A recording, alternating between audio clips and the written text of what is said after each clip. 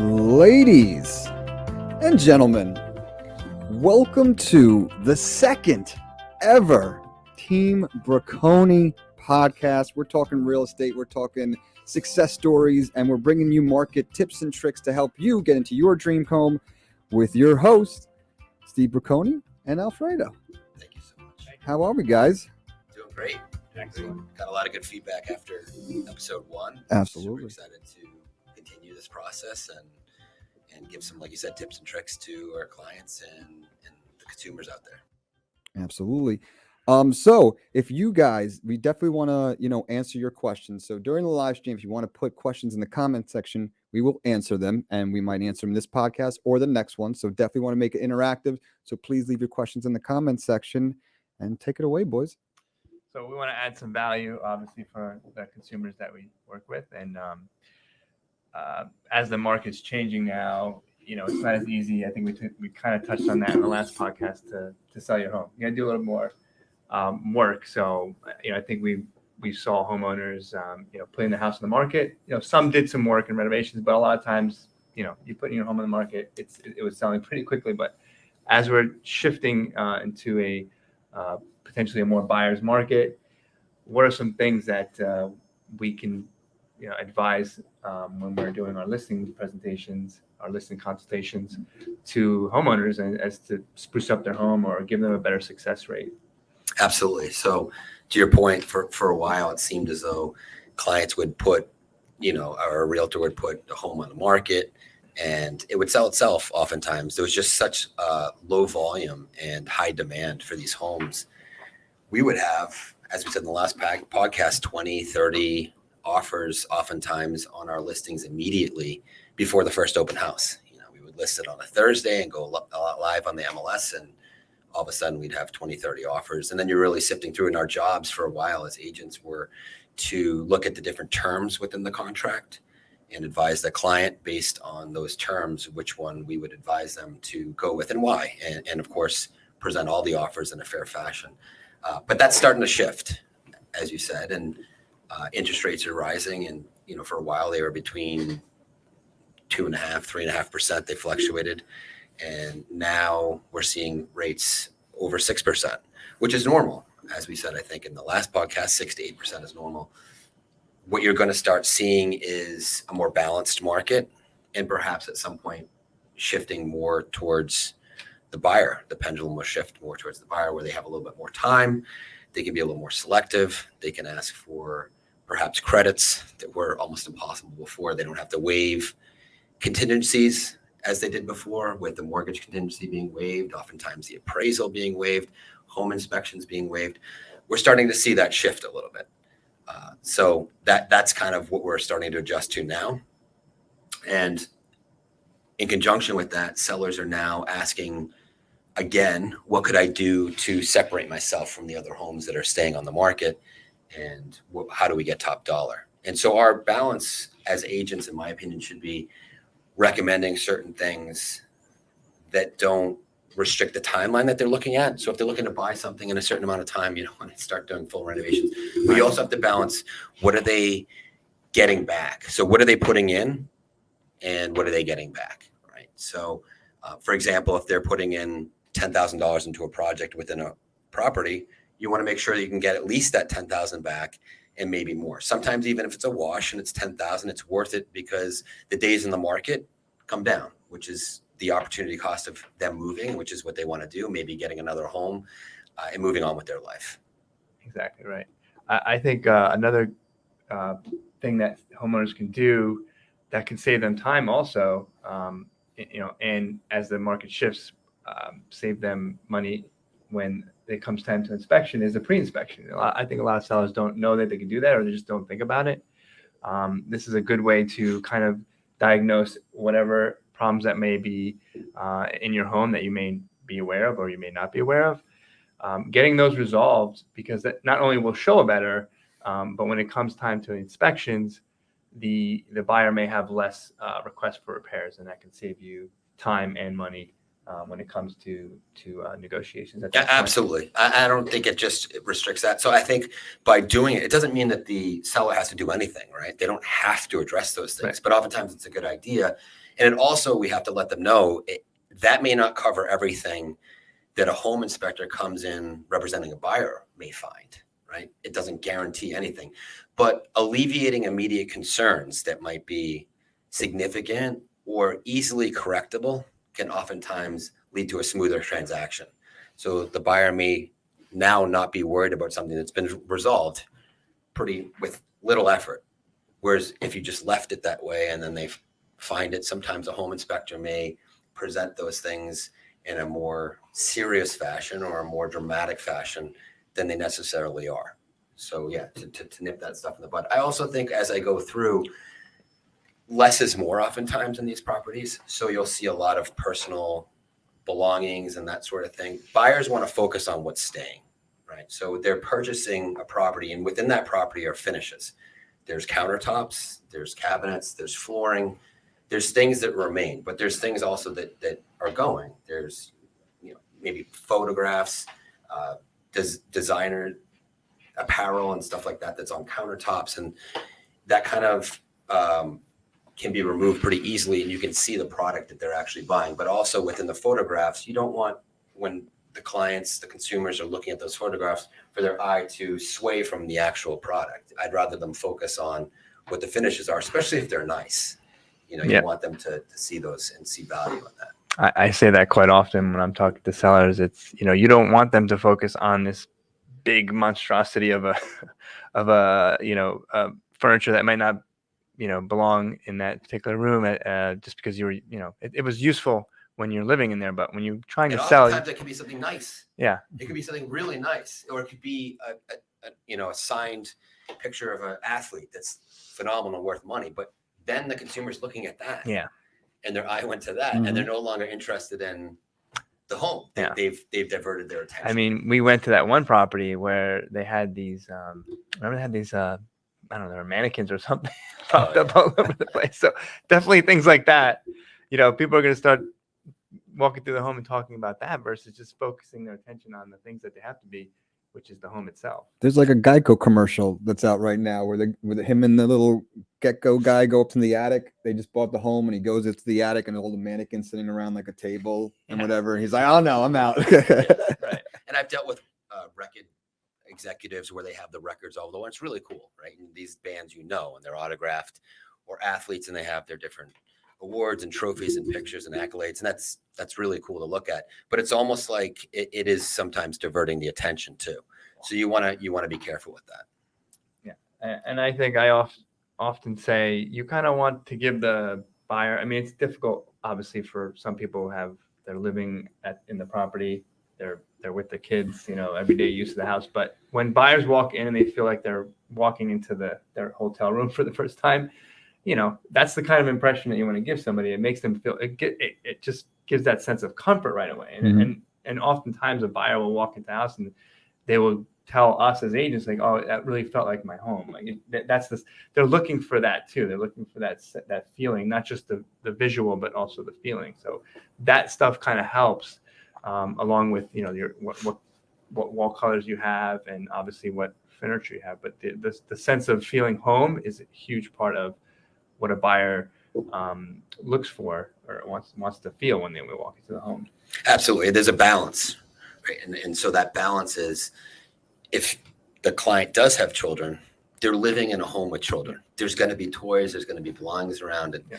Even if they try to clean up and do the best they can, they're still living there. So what I tell them oftentimes is in a utopia, it's going to look like it does in the photos. And I bring staff, this, we bring staff in and we oftentimes take a picture prior, we move all the belongings, take the actual professional photographs, look at the old photo of where things were and put them all back. But then the client gets an idea of, in a utopia, in a perfect world, this is what it would look like. But we also realize that we're balancing this with you having children, they have friends over, there's things going on. So if we can get some kind of friendly compromise to allow the home to show as best we can, with still allowing you to live in the home and be comfortable, I find that to be the best case scenario. would it be fair to say, so like you would want some places to be, I don't want to say unfinished, but like you want the couch, you want the lights in there, but like maybe where you would put a picture frame, you don't, so they can imagine, oh, I could put my family photo up on that spot. Like they can envision and creatively come up with what they would do with the space. Yeah, Like more of a blank I slate. think that's fair to say. You definitely, like I was saying, the main thing is what you don't want is when you look at a photograph, and sometimes I will have them cropped out.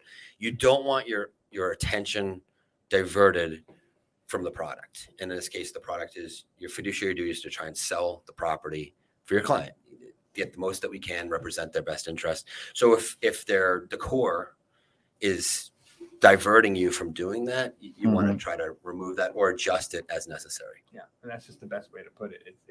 Where do you want the attention of the buyers to go? Do you want them looking at things that are not going to sell the house? Of course not. So that is definitely the best way to put it. It all depends on their attention and their focus when they're viewing the property. That's a huge. So that kind of is the declutter. That was one other point that I was going to make is decluttering. I mean, we've all walked as agents walked into homes where there's just stuff everywhere, and it behooves you as a seller to take the extra expense, put that stuff in storage if you don't have extra space in your house, because obviously some houses don't have the extra square footage, but you're going to save more on the decreasing days on market if you can just find a storage nearby that you're comfortable with. That's gonna save you a lot more headache versus having all that clutter in the home that doesn't belong there. You can do without, because everyone collects stuff. Or if you do have stuff, at least have it very organized. There's a way to have closets organized. There's a way to have boxes stacked and organized and neat. And that's not always the worst case either, because sometimes you do have extra space and sometimes you don't. But sometimes you'll have an attic that maybe walk up. Sometimes you'll have an unfinished basement or a section of unfinished basement or larger closets. If it's neat and orderly, that's not the worst thing, because the consumer, the clients, the buyers can see the space that's there, because they may have a lot of stuff. They may be moving a lot of stuff in. Okay, this would accommodate for that stuff we have moving in that we're not using, or seasonal stuff. It might be holiday decorations or whatnot that you're not using all the time. Yeah. And then, lastly, for the sellers, there's many other topics, but, choosing the right agent, that's going to be best suited for your home and your market, more importantly. So, I think it's usually probably word of mouth or researching online. But the interview process is really what it comes down to. You not only want someone that's good for your market, you want someone that you feel comfortable, that will represent your best interests, and you just have a good relationship. Sometimes, even though it could be a great agent, you just may not have that sense of there's got to be a connection. And generally speaking, this is someone's biggest asset, or at least one of their biggest assets. So they want to make the right decision and who's representing their best interest with selling this particular asset. To your point, you do want someone local. Typically, you have to know the local market. Oftentimes markets are a little bit clicky or nichey, and you want to be inside that market. You want to certainly make sure that the agent belongs to the right multiple listing service, the local multiple listing service. In New Jersey, I think there's a number. There's more than a handful. We belong to 4 on our team, but each MLS, although they may overlap, has a different territory. So you want to make sure that either it's on both, if it's overlapping area, or at least the primary multiple listing service. And then there's almost subsidiary sites off of that. So you want to make sure that the main sites, like we mentioned last time, Realtor.com and Zillow, you're going to have a company site. With our company and our team, we cooperate with other sites. So any other major agency, we cooperate with, so they can actually advertise our listings. Again, it's in our client's best interest. So you want to make sure that those type of things are done. So there's electronic marketing like that, all online with the MLS and the different feeds that it goes. And then there's going to be the old school paper, which we still do, where you're doing postcards, newspaper advertisements, magazine advertisements. So you do want to balance, and especially depending on the demographic that may be looking at that property, one could be better than the other. Both don't hurt, but you want to make sure the agent is covering all aspects of marketing. 100%. Absolutely. Great stuff, guys. So, another thing I wanted to delve into is kind of the, and this is not related to what we were just talking about, but as agents, helping other agents grow, even if, if they're on team or just providing value, because there's, as we discussed on last podcast, there's a lot of agents, and that might dwindle down now because the market's changing. But getting again, as the market's changing, what some agents that may have had it easy can do to grow their business or to sustain their business. And really that's usually getting out of your comfort zone, right? So a lot of agents didn't have to do cold calling. Maybe they have to go back to doing that. The podcast perhaps for us can be doing that. We're looking to grow our social media presence. What are some other things that you think, especially to a newer agent, that, as I said, that had a little bit on easy street for a while? Absolutely. And I know your point, although I have to clarify, in my opinion, I don't think it's ever an easy time to be in real estate. I think it's one of the hardest industries. And I was in the venture capital business before I was in real estate. And so I did startups, and I had the privilege of starting 3 different companies and being in different industries. And I really feel real estate's a tough industry, no matter what the market. But absolutely to your point, there's easier times to be in real estate where there's just more transactions going on. And maybe we have to work less time per file to get something to go. With that said, I think it is important for other agents to help themselves. Like I said in the last podcast, I had my father, who was in the business a number of years before I got in the business. My grandfather was in the business as well. So I had family support, which was very important to me. And I met some people within New Jersey that were very helpful to me. But in the industry in general, we have a reputation for kind of not helping one another. Yeah. And I think we've tried to change that within our team structure, not only within our team, but outside of the team. I get calls all the time, a week, with people that either are thanking me for something I provided them before or asking me questions now. So being in the business over 20 years, I have more knowledge than someone that might be just entering the business. And I feel it is right to give it back. There's general questions that we get within how do I grow my business, to specific questions on I've never seen this before and I'm dealing with this on this file. How would you best approach that? So I think it is helpful and a more friendly situation if agents can pay it forward. Oh, absolutely. I think, and to your point, several years ago, maybe 10, 20 years, it kind of probably was different. I mean, 20 years ago, I was not an agent, but just the perception that I would hear and read was it was very combative. I mean, there's still obviously that happens, but there is more of a willingness. You see a lot of crossovers on social media of agents from different brokerages there's a lot more support. There's more support. There's more collaboration. More supportive of one another. And I think that's been a really good thing as well. Can I piggyback?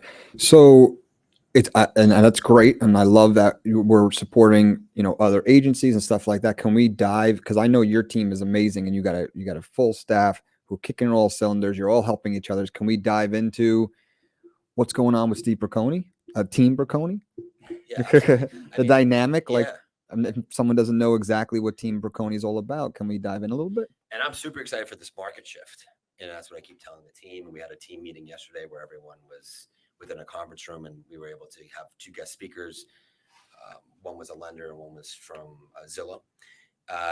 But as the market shifts and there becomes more of a balance between buyers and sellers, that's the best time for the true professionals in the industry to do well, because you're performing a trade. You're trying to perform a buyer that wants to purchase a home and a seller that wants to sell a home. So when the market is swayed so far to one side, it becomes difficult. If it's totally to the seller side, it can be more difficult, because each price, each time something sells, it goes up, and sellers are trying to get more and more and more and more, and offer less. And then buyers get frustrated and kind of either fizzle out of the market. So now we're starting to see a rebalance. As the interest rates go up, we're starting to see that rebalance. Within my team and my structure, we're focusing on agents that really want to produce. They really want to make money well into 6 figures. And we're very selective with our interview process, very careful with who we retain and hire, because there's a significant cost of both money and time invested in my agents every day, every week, every month, to support what I feel as though they need, because we know the back numbers. We know how many open houses they have to do and we have to offer to advertise. We know how many appointments we have to set up and clients we need to give them, and so on and so forth, for things to stick on a high level in order to make where I see that they can do. Agents aren't going to be happy making 50,000 or really 100,000. They want to make significant money, which there is opportunity to do so if you work hard and you take advantage of the system. Yeah, and by having the back end programs, we keep data spreadsheets and the CRM. We're able to sit down with an agent if we had to let them know, as Steve was saying, what do you need to do to get to that number, that magic number that you want. Are you doing enough open houses? Are you doing enough follow-ups on your database? Working backwards, and we track it enough where we understand what it takes to be an okay agent, an average agent, and a great agent, right? And to each person, there's a conversion rate may be different, but we can work those numbers backwards and we can help agents get better at whatever their weakness might be, because we all have weaknesses, myself included. And once we can tweak those weaknesses into strengths, now all of a sudden they're producing at an extremely high level. So we'll take an agent that was either fluttering, doing okay, or even doing pretty well, and double or triple their income within the first year, just based on taking a look at what they're doing, what they could be doing, and showing them how to do it, and then providing the tools and resources necessary. Yeah, and that's priceless. You know what I mean? Like you're basically showing them the way, giving them the blueprint on how to be successful, which is priceless. That's exactly right, and that's what we try to encourage our team members to take advantage of the tools, because they are very helpful, and they can kind of give you, like you said, give them a blueprint as to what they need to do to be successful. Sometimes we'll take on newer agents, and we try to really set the expectations to let them know. And you said in the past that so sometimes it's more helpful to us when an agent's been in the industry with a different brokerage for a year or two, because then they come to us and they understand the tools better. They appreciate it way better. But even when we bring on a new agent, I try to really set the expectation as to what they need to do to be successful. And just because we're giving them leads, it doesn't stop there. There's a lot of work that needs to be done. But we're saving you time lead generation, we're saving you money from lead generation, and we're giving you the tools to actually do what you need to do, but you actually have to do the work.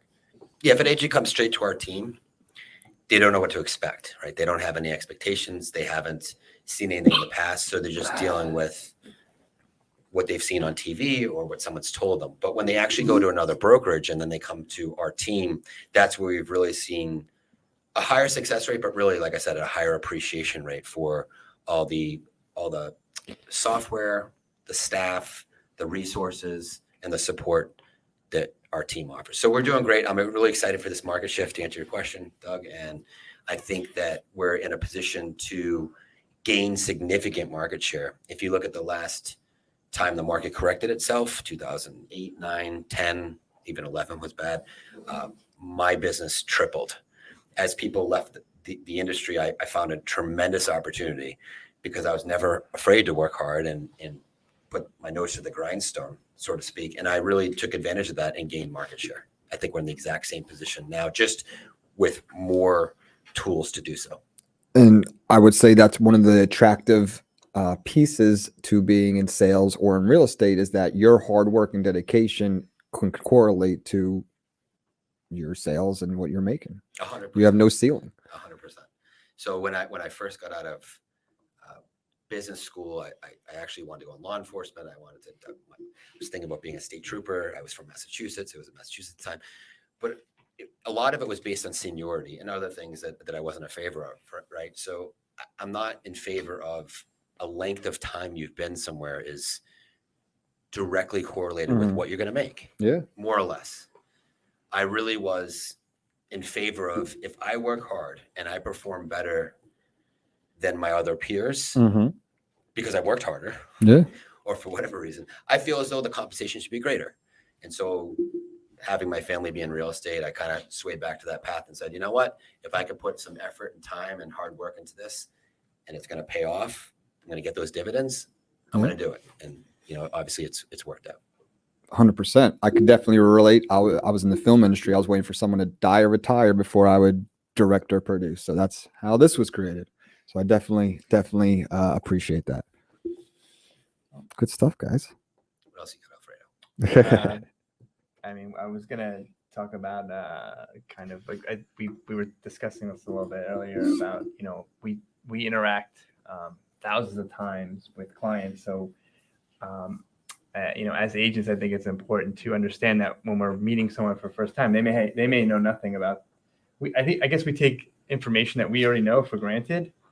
Absolutely. And we when we're interacting with a buyer or a seller for the first time, maybe we miss out on providing them some information that we just kind of take for granted. Yeah, I think if we do something in my case, thousands of times, in some of the agents' cases on the team, hundreds of times, there's things we overlook that we try not to now. We realize that this client may be going through this process the first time, second time, even if it's the third time. The probability of them doing that all within a year or two or three is pretty low. If someone buys a property or sells a property, there's usually a length of time before they sell the next property. So if they just sold their property, they're usually going to buy something and then live there and wait, unless they're a savvy investor, which is different. We treat those files differently.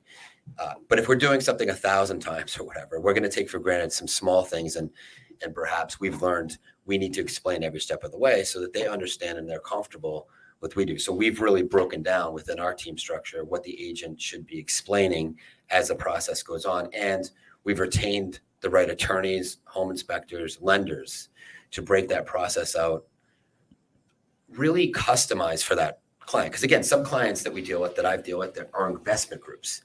You're not going to treat that client the same way we're going to treat a first-time buyer. It's just not fair. You know, someone that's done it 1,000 times, and there's a board of executives that are making decisions on behalf of a company. They're not going to want to be treated the same way as a first-time buyer, where it's a single-family home and they're moving in. It's very emotional, and there's just different things involved. So I think it's a very different process, and I think it's very important to understand your market. Exactly right. You have to understand who you're working with so that you can explain things to them that they may or may not know. Awesome. Great stuff, guys. We do want to remind you that if you have a question, comment, concern, please put it in the comments section. We will either answer it in this podcast or the next one. We want to make it very interactive. But great stuff, guys. Great stuff. Thank you, Doug. Anything else on topic? Anything else in the market? Any last tips or tricks to share with the people? I would just say to, like I said before, watch the interest rates. I feel as though there's going to be a correction, but it doesn't necessarily mean it's not the right time to buy either. So if you're financing a large portion or a decent portion of the purchase price, it's not necessarily a bad time to purchase, because even if the rates go down, you can refinance. Cash buyers, on the other hand, are on the sidelines, which rightfully so. They'll wait for a better deal as things correct themselves. I think that we'll see the days in the market, generally speaking, rise depending on the price point. I think we're going to see price points start to dip a little bit. Part of that is seasonal. We always, as we enter the holidays, things slow down. You know that, Alfredo. We've been doing this a long time. But also part of that is you're pricing certain buyers out of the market with what they can afford, because the significant change in interest rates could change that payment from a few $100s all the way up, depending on the price point and how much you're financing. And to piggyback off of that a little bit, for buyers, there actually are creative, and we actually talked about this yesterday. There are creative loan programs. Well, I hate the word creative, actually. I don't want to. There's alternative loan programs that can be utilized. The 30-year conventional is the most common. People know, and you made it. Actually, you make a great point. This is something you often say, is that's kind of like an insurance policy, because you don't know if you're going to move in 7 years. 7 years has typically been the average amount of time the homeowner stays in the home, but that's been coming down a bit. But you can do 7 or 5, 7, 10-year ARMs. You could talk to lenders that we work with who have alternative programs that can actually bring down your rate. There's different qualifications, and there's different limits, and there's different areas for some programs where you can purchase the homes, but there are other options. And I think before you just say, you know what, it's at 6.5%, 7%, and turn it, and wait for potentially the rate to go down, which we don't have a crystal ball. We don't know, but we hope that it may come back down to the 5s. Talk to us and we can guide you to the proper lender who may have something for you. Yeah, I think selecting the right lender providing you financing is just as important as selecting the right agent. There's different programs, everything is so customized for that buyer that if you don't have someone that has either enough experience or the access to the right programs, that can be a significant difference in your payment and your savings over time. So we've hand selected just a couple preferred lenders that work with our team, that support our team, and we support them. And they've been phenomenal, and they're nationally ranked, as are we. So we've had a very good partnership with them, and they provide excellent services to our clients. But having that knowledge and having the product base to be able to offer different products that maybe fit someone's needs better that they weren't even aware of before when they just looked online or they got pre-approved, it's made a significant difference with our customer satisfaction. 100%. And just like you said, the knowledge and the products, because you could talk to a lender that has the products, they actually have them, but they may not know all of them. And now all of a sudden they're just getting you into what they do know. So if they have that knowledge, they can get you through all the products that they have at their disposal and get the one that best works for you and your family. Yeah. And anyone that wants to reach out at any time, we're happy to recommend various attorneys, lenders, home inspectors that we found over 2 decades to be the best in the industry.